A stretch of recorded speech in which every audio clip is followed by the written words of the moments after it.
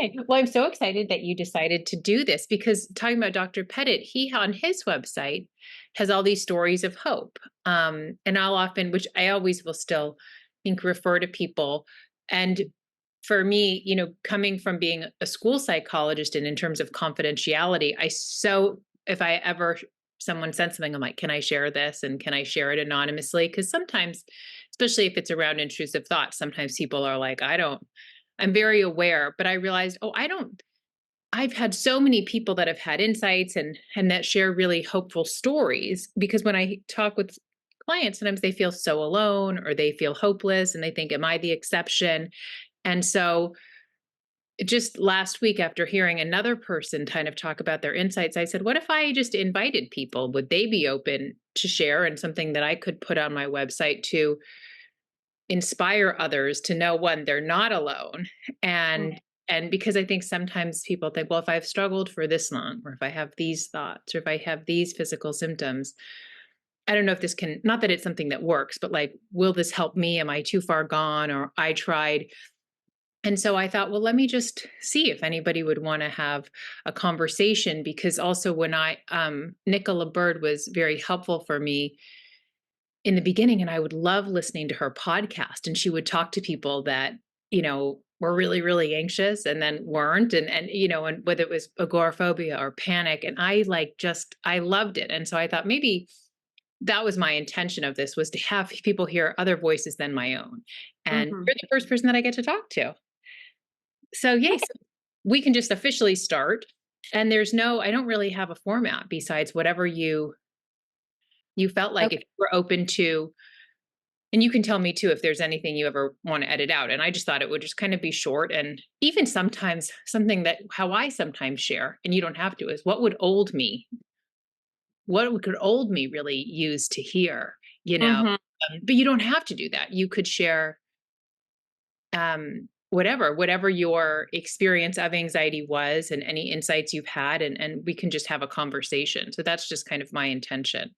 Yeah, for sure. I will start from the beginning and try to go fast. Okay. But like um I've always been anxious for forever, or like I've just been a a worrier, more observant. I feel like a heightened sense of observation or whatever.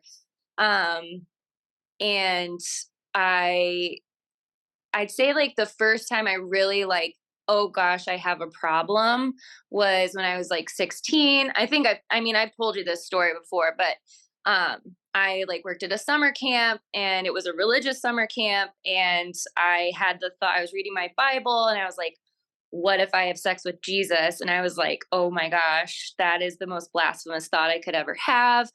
And so then that like spiraled me into just anything and everything. I had all different kinds of like themes or whatever.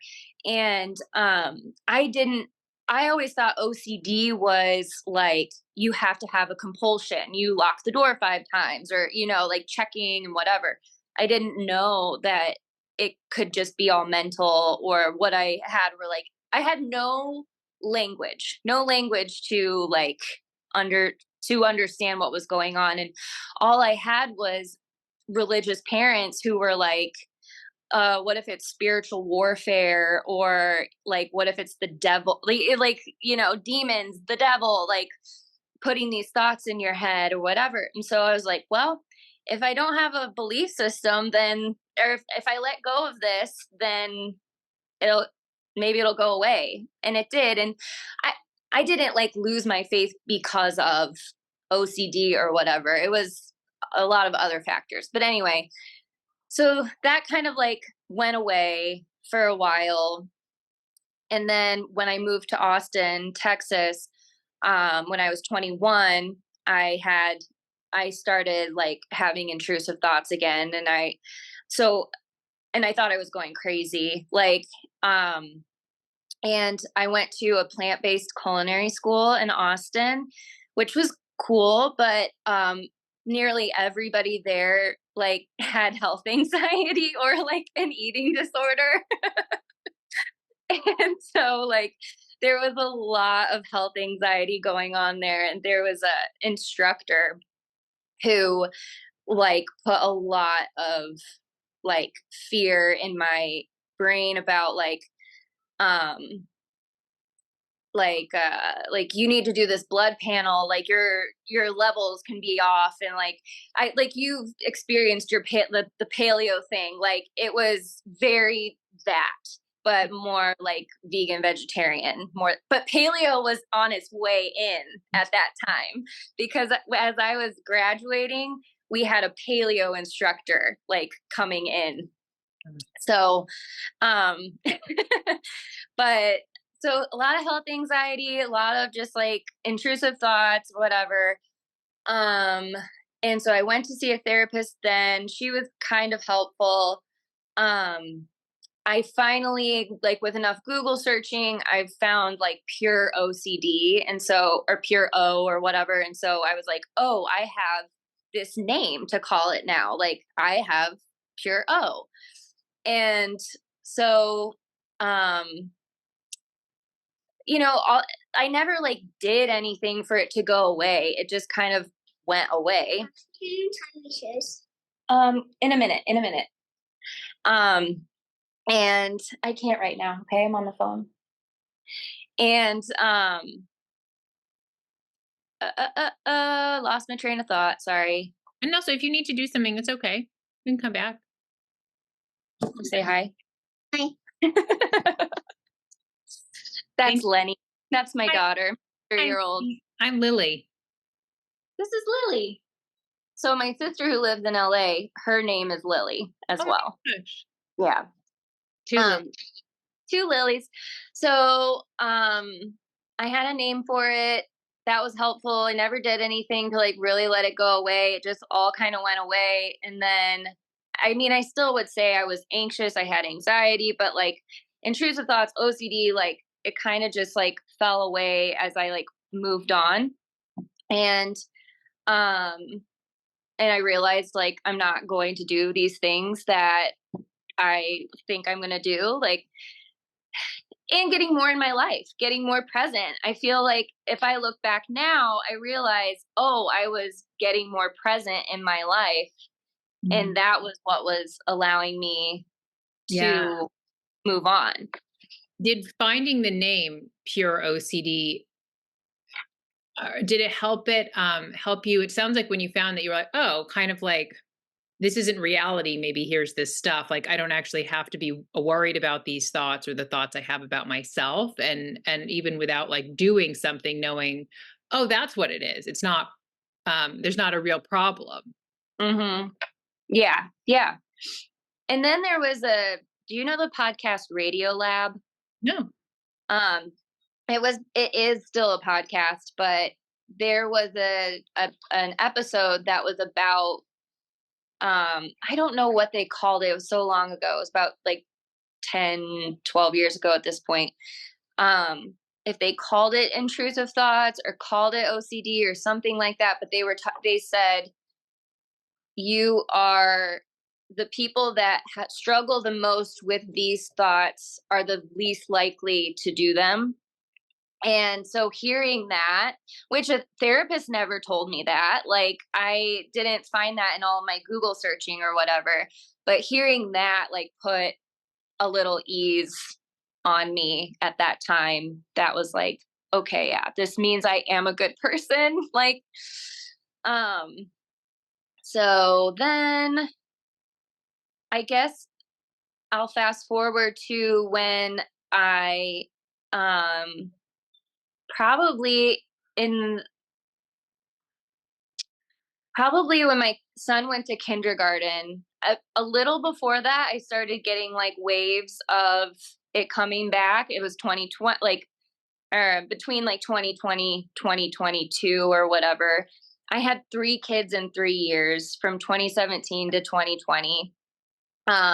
So, and then my daughter was born in May of 2020. Oh, wow. So, and I also had 3 C-sections, and like just my body was not recognizable to me, and like I had just a lot going on like figuring out life and with 3 kids. And so looking back, I realize how awful I spoke to myself, how awfully I spoke to myself. And I just had constant mom guilt for everything all the time.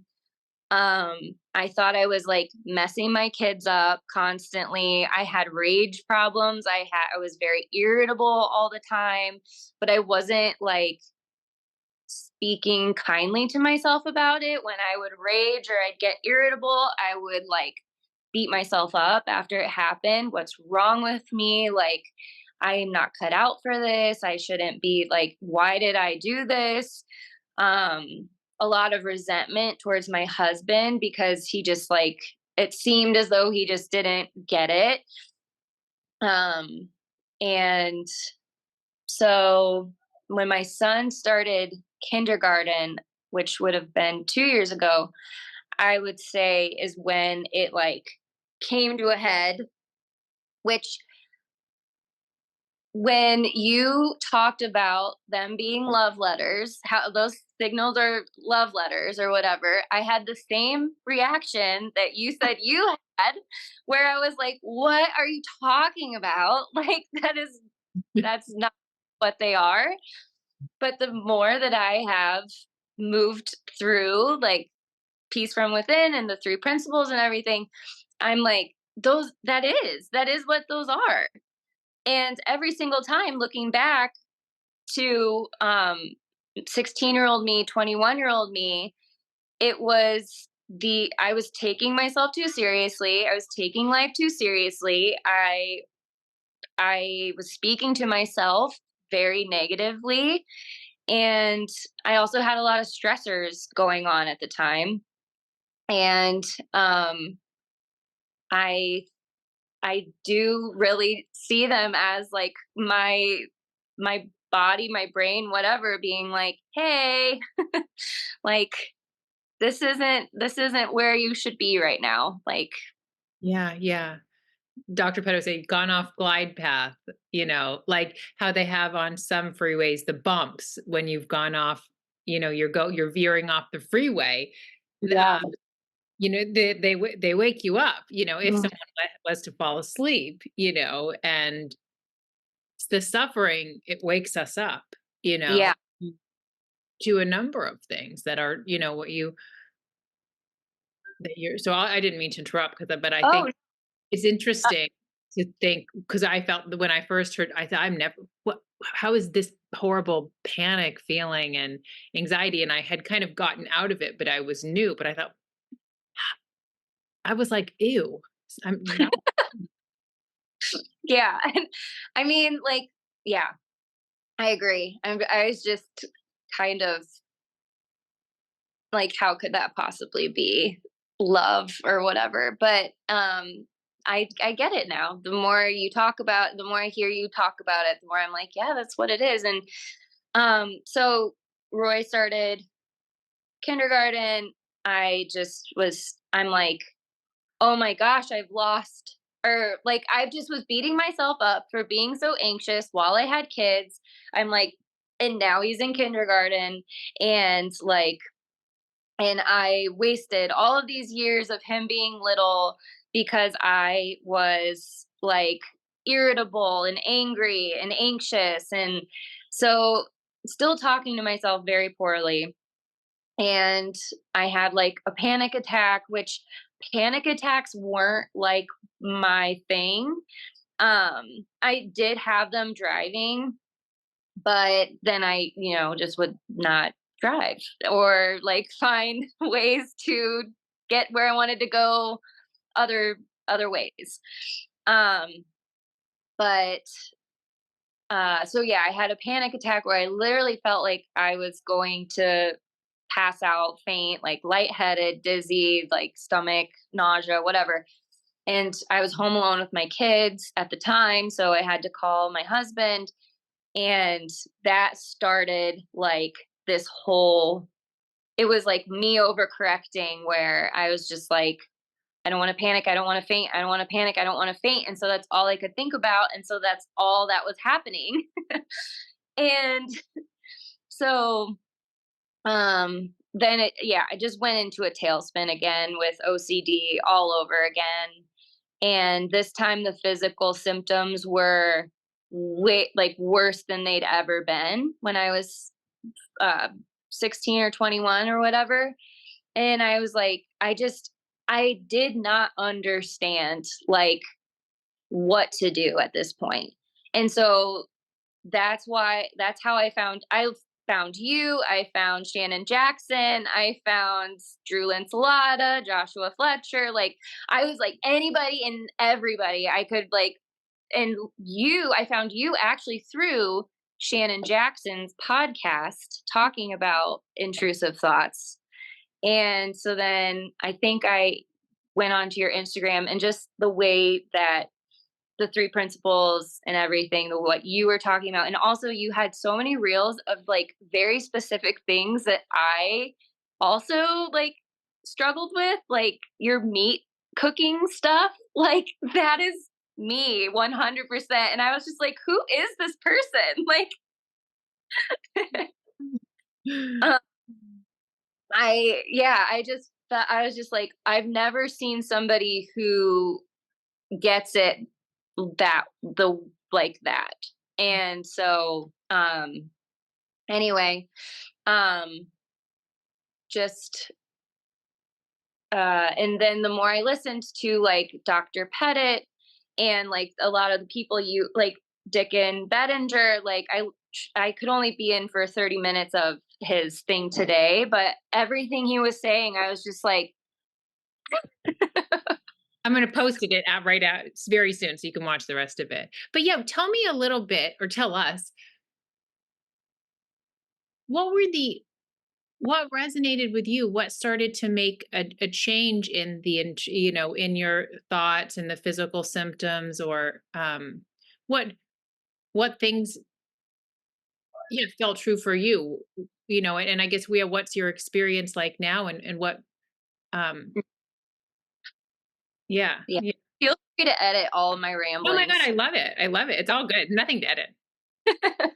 um What changed for me is probably just being open to the three principles in the first place, and then hearing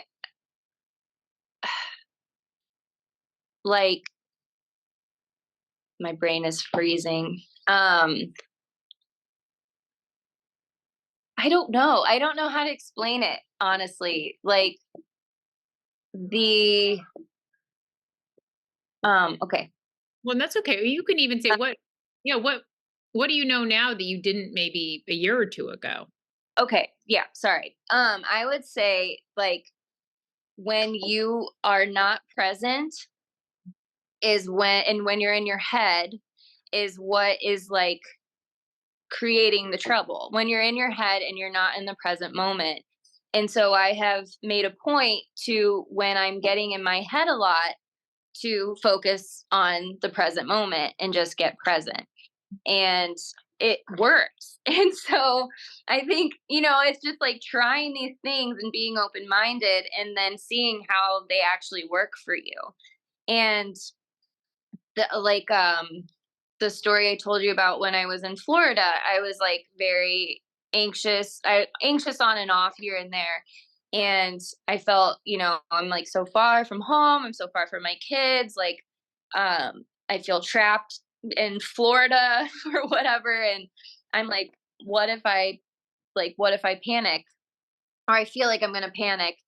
And then I'm like, just do it. Like nothing bad's gonna happen to you. I think understanding that panic can't hurt you. I guess it makes sense when you think about it, but like when it's happening, you're like, this is it. This is the time. This is when I'm going to pass out. This is when it's going to happen. But it's just trying to wake you up to get into the present.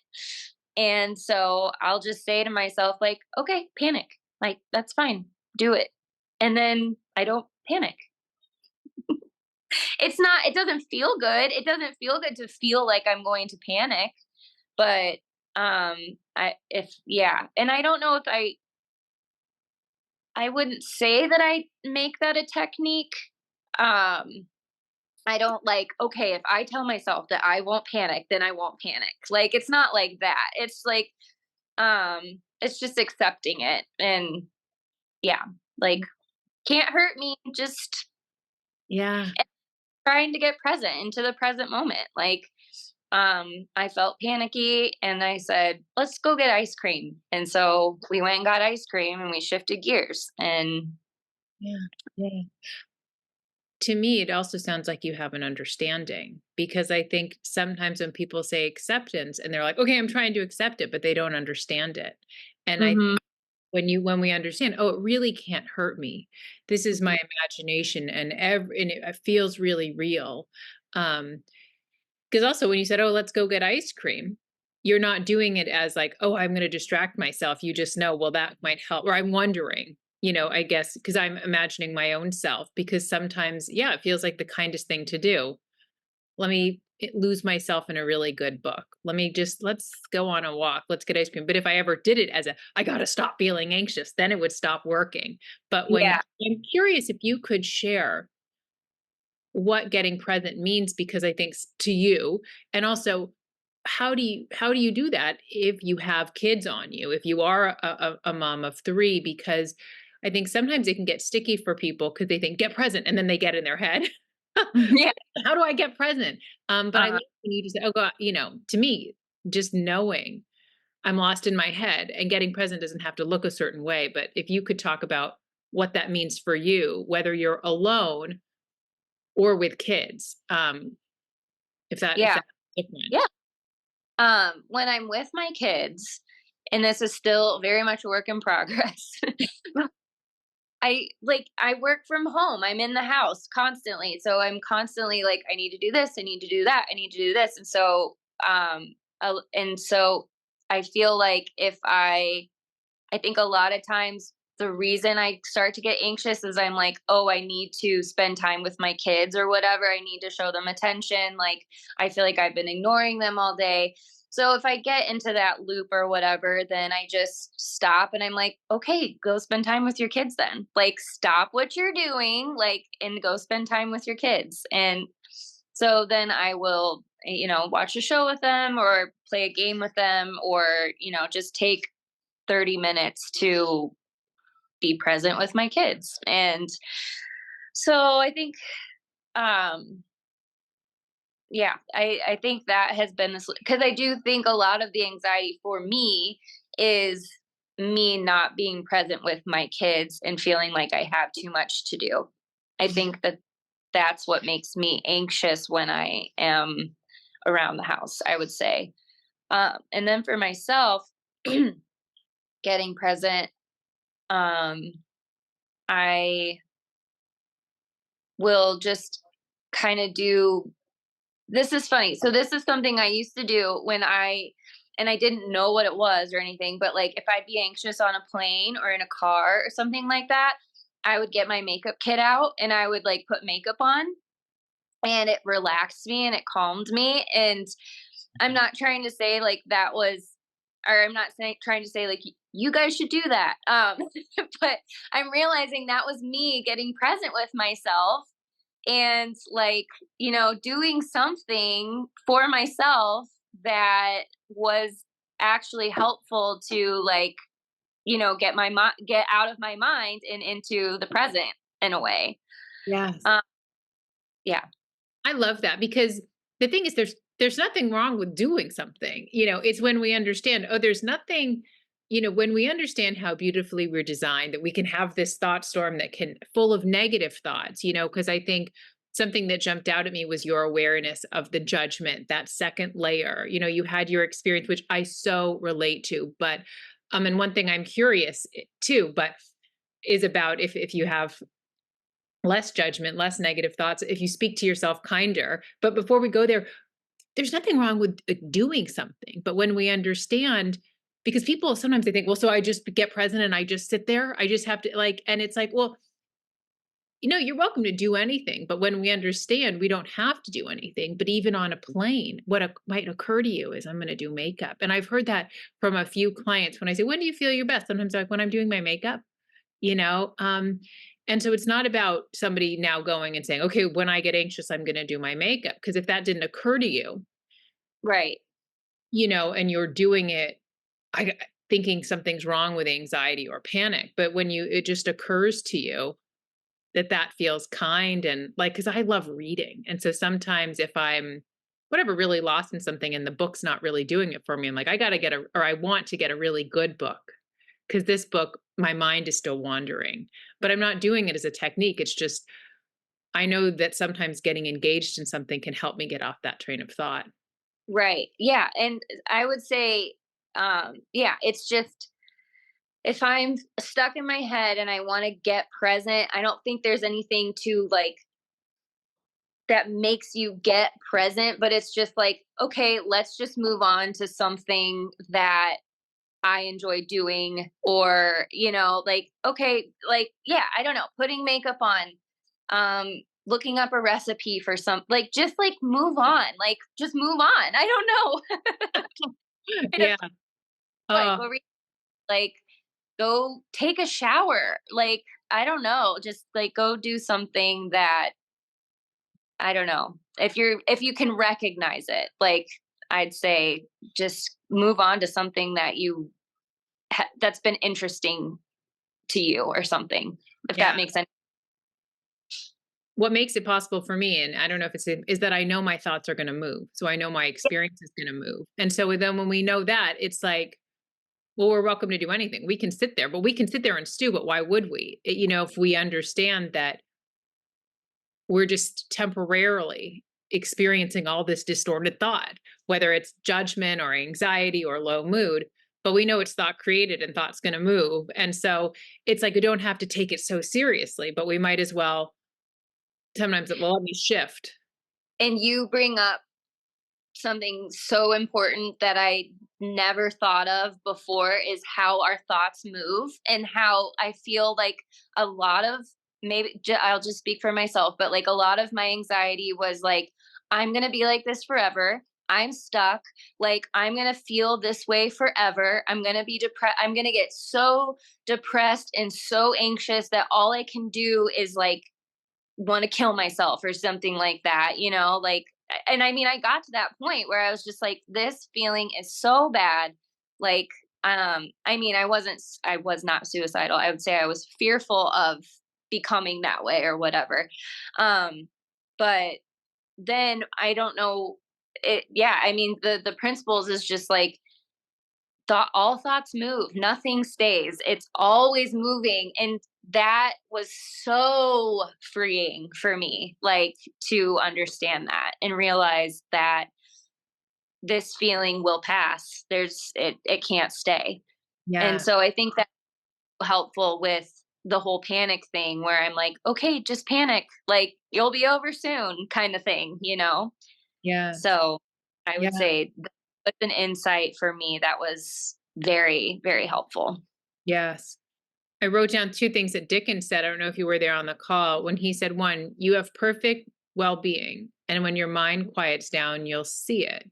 And also, he used this analogy of the clouds, clouds or a storm. He said, there's nothing wrong with clouds if you know the sun is there and the blue sky is your nature.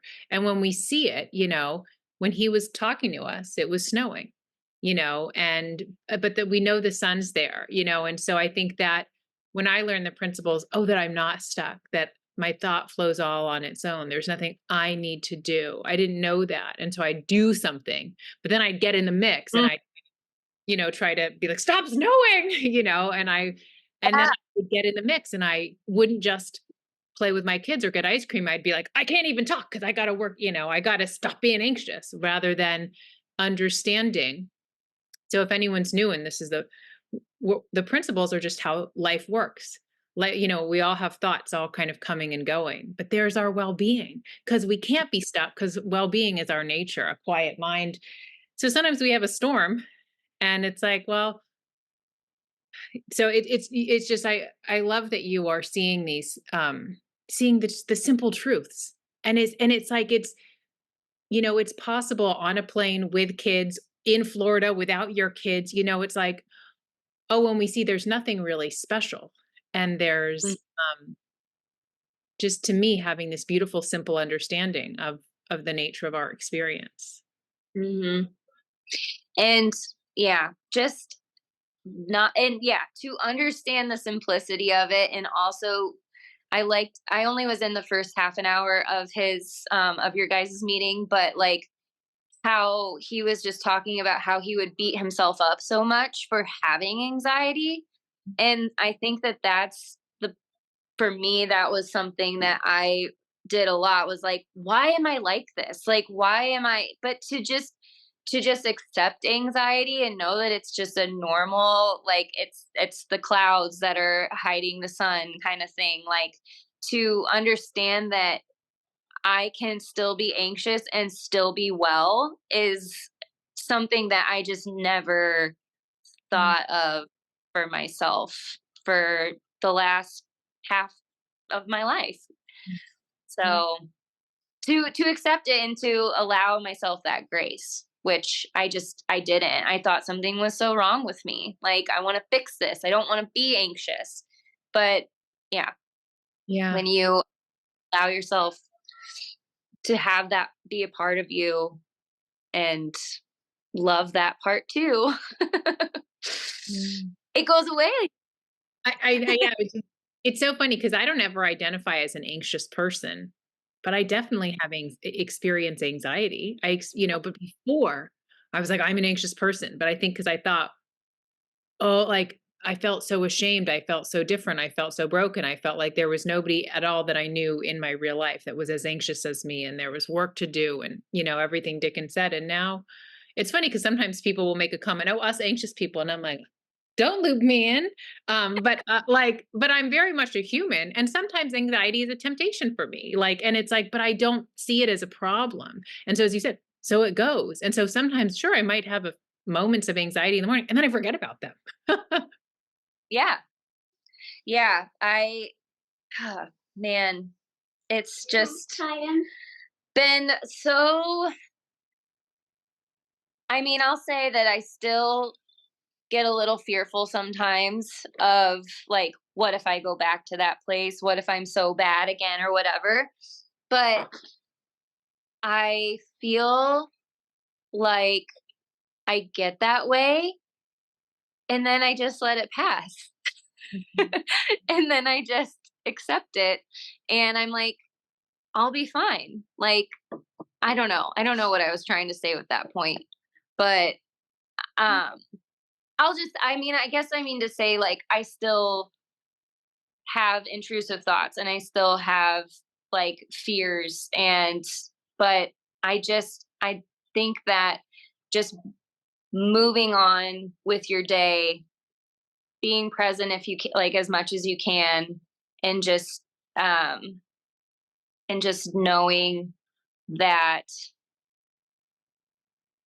your those anxious taps are love notes to get present is like, it's just so helpful. Hi. So helpful. I don't Oh, know. I'm rambling. well, I'm all over the place, but you're you're not rambling. I think it's funny because maybe like finds each other. Because anytime people say I'm rambling, I'm like, I'm right there with you. I'm following along. I'm just so appreciative. And I feel like you said, in a way, a perfect way to end it too. But if you had, is there anything that you want to share with anybody, even like a parting words or something that you wish you knew earlier or, and that's why I said, I feel like you just said it. So everything that you said is beautiful, but is there anything that you feel like you haven't said or kind of what you wish people listening knew? I wish that, I mean, it sounds so trite, but like, you're not alone. There are so many people that, I mean, like, everybody has intrusive thoughts. Like, and I didn't think that for the longest time. I thought I was special. Like you've said before, like, we're not special. Like, everybody has intrusive thoughts. Like, um so many, I mean, if the more I've opened up about having anxiety, because for the longest time I'd try to like hide and my anxiety and like make people think that I don't have these problems. Like I hid my driving anxiety for years.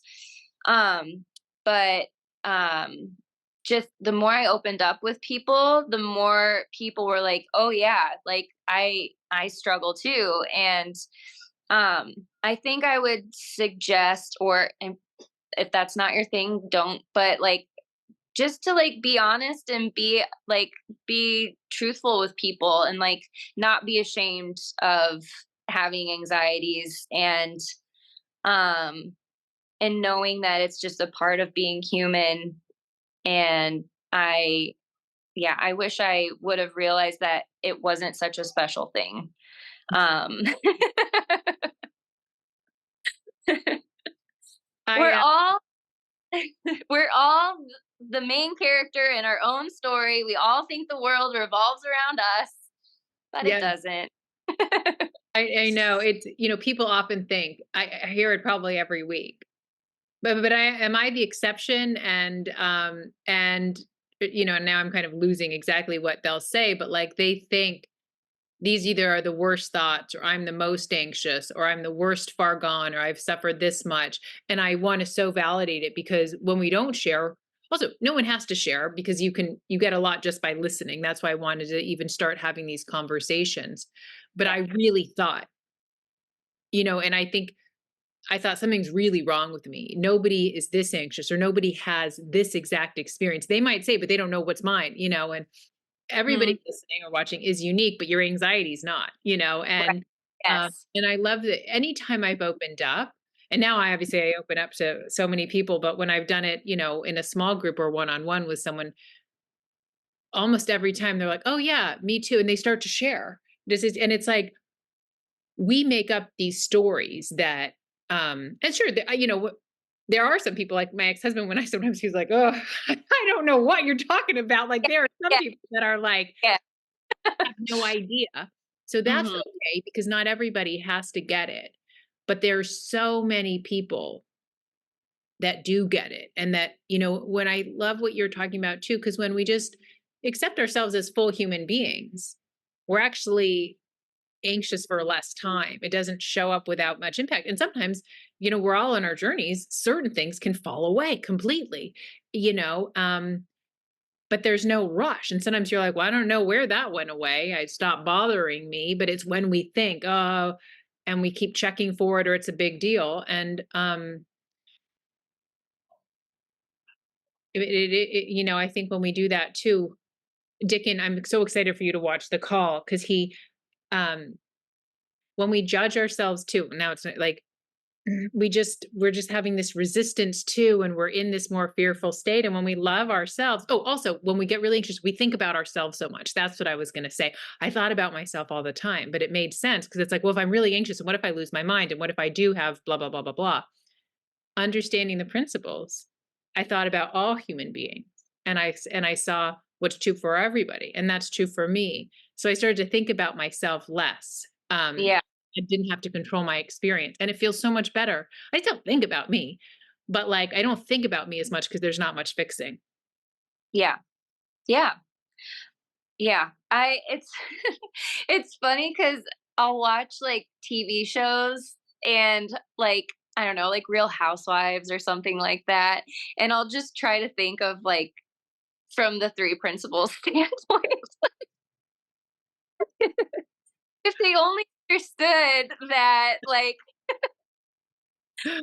I don't know. I don't even know what I'm trying to say, but I like I'll see things in life. I see things in life now that I like see from a 3 principles understanding, and I'm coming up short with like a good example at this moment, but um like if they realized this, they wouldn't take this so seriously kind of thing. Yeah. Like, I don't know.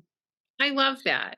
But I think that I'm seeing people when I watch Modern Family, everybody's such characters, and I'm like, it gives me permission to be dramatic sometimes too. And so it's like, yeah, if they understood it, but I think it's both ways. It's the principles are happening whether we know about them or not. And sometimes it's like, oh, I wish they knew this, but also sometimes it's fun to be a character or to watch stuff. And just to let Oh, I don't want the Real Housewives to, like, have enlightenment. no, there wouldn't be the show about them. No. Yeah.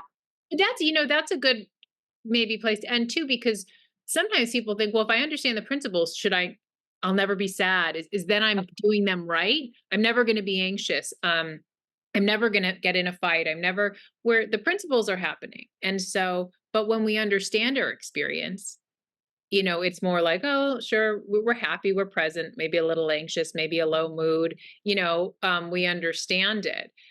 Sure, we have a fight, whatever, we blah, blah, blah, blah, blah. It's not like, oh yeah, now we're enlightened and we never get caught up. And it just makes it so it's not like we add on with resisting it or to me judging it or like stopping it. So it's not like this. It's just kind of Yeah, yeah, but we get to have our full life of sometimes being oh, I don't think we're as dramatic or I love Desperate Housewives. But I once heard that angels get jealous of humans because we get to have this human experience. yeah. It is sometimes with heartbreak and anxiety. But when we see it and we don't fear our experience, then we get to remember and get woken up and go for ice cream and Yeah, yeah, for sure. I think one more thing is that when we talked at the last call or whatever, and I said, I was like, I can't get over the bridge on the way back or whatever. And you're like, if I got that anxious, I would just pull over, like if it got that bad, I would just pull over. And like, truly, that thought didn't even occur to me. And so I feel like something that's different about this way of trying to help your anxiety is so much more loving and gentle than like other ways where like I'll just say like ERP or whatever, it would be like drive over that bridge. Like they don't want you to white knuckle it either, but like it's in my head I was so like what's intellectualizing it or whatever where I'm like, well, I got to drive over this bridge. If I don't drive over this bridge, like and I think what I like about trying to come from just being a human with anxiety or who has anxiety sometimes or whatever, just being like, if you're feeling this bad, pull over. Like, it's okay. You'll cross the bridge another time. And just like having more gentleness with yourself and just that was a bad one. Try it again next time, kind of thing. I don't know. That was one more thought I had. I love that you brought that up too, because also you what you might start to see is there's not a bad one. It's more neutral. I Mhm. think I have it's been almost 6 years for me being in the 3 principles conversation, and most of the time, I drive with ease and enjoyment. And also as I continue to deepen my understanding, but if I had a time where I was feeling anxious for whatever reason, and it didn't feel good to me to drive on the freeway and drive, it would be like, whatever. It wouldn't Yeah. be, I think so, um, because even like I felt anxious while I was driving. And I think I was coming down with something, my blood sugar had been really low and I waited for it to be a high and I was tired and it was dark and it was on, and I like, there was all these turns on the freeway and I got startled. And I thought, I don't enjoy driving right now. And I don't know. Oh, I don't know. I said to my kids, "You guys just have to be quiet for right now."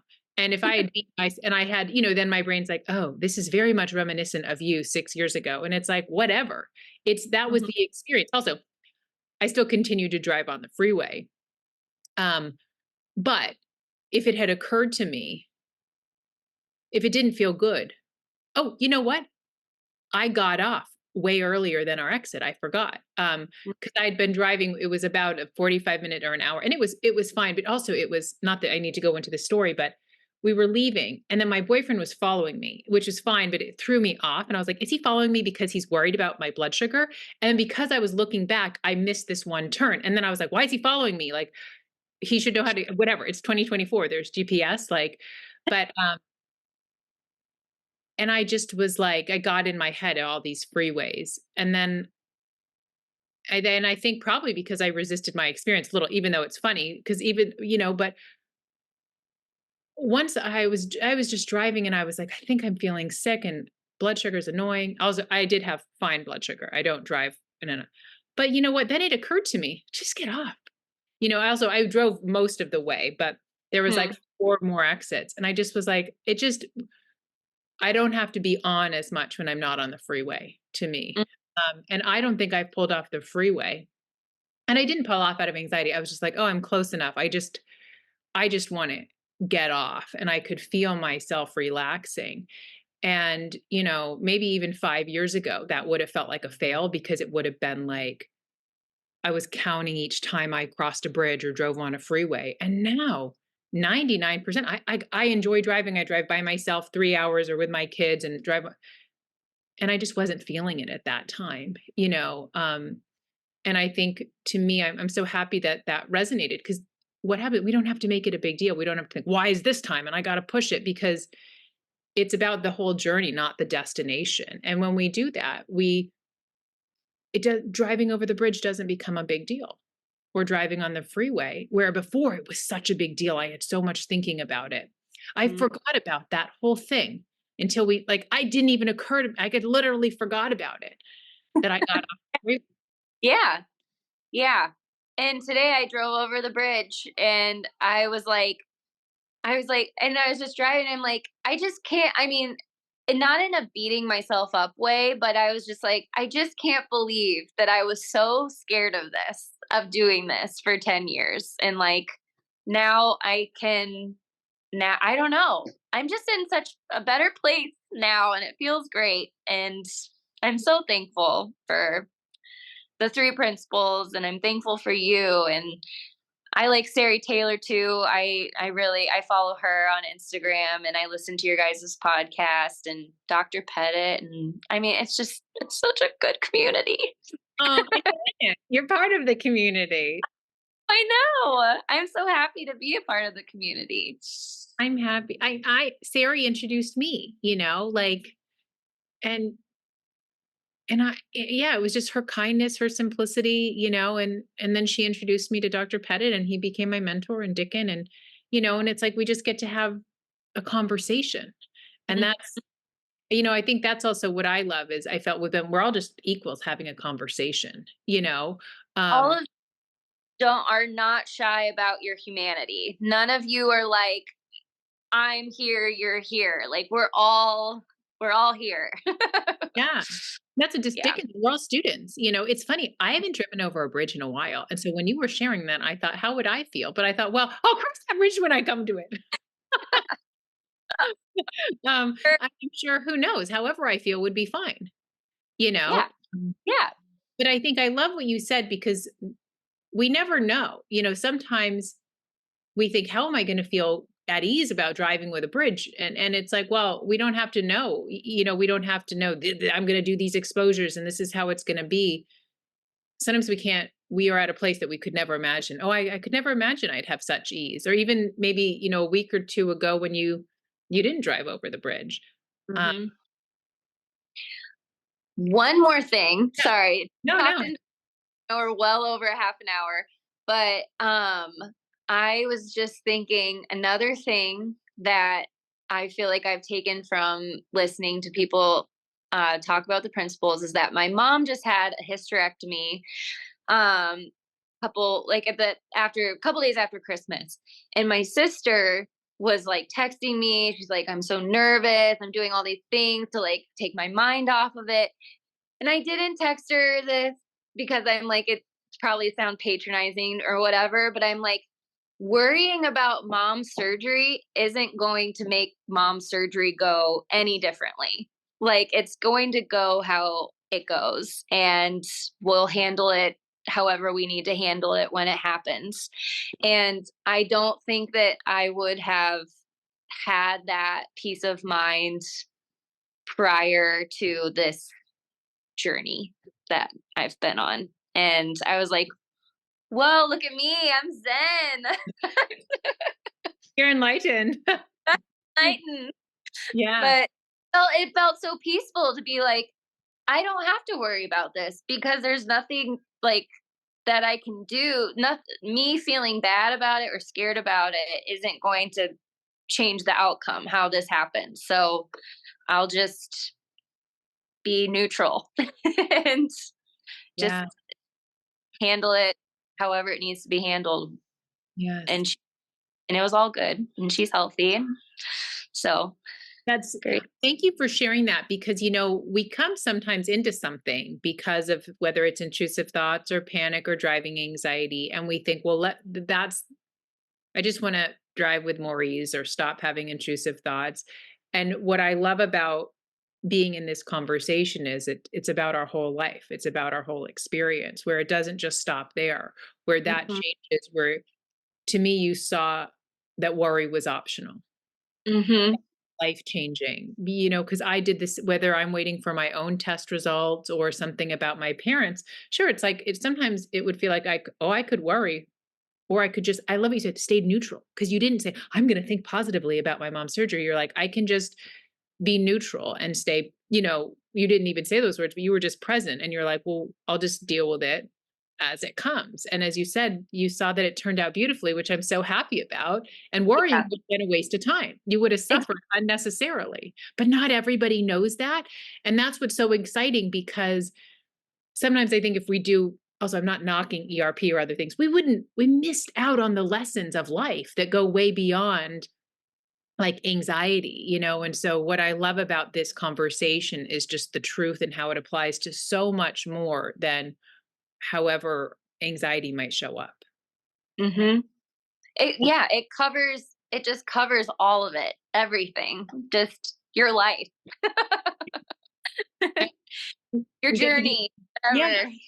and then we get to be I think Rob Cook is the one that said this, and I took it from him, like a human at peace with living life, and it's like, wow, yeah, and sometimes I experience worry and anxiety, and sometimes I'm joyful and neutral and bored and excited and engaged, and that's what it's, we get to be these humans. And the lovable mess or whatever. Who was the one that said Mi- lovable mess? Michael Neal. Oh, you know what, I'll say, I wrote this down, um um